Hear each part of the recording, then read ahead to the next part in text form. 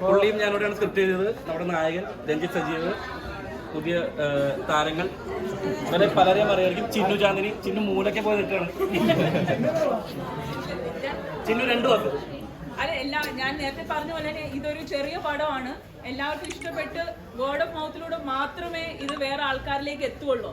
അപ്പോൾ നിങ്ങൾക്ക് എല്ലാവർക്കും ഇഷ്ടപ്പെട്ടു നമ്മൾ വിചാരിച്ചോട്ടെ. കാരണം ഇതുവരെ പോസിറ്റീവാണ് എല്ലാ റെസ്പോൺസും. സോ അതേപോലെ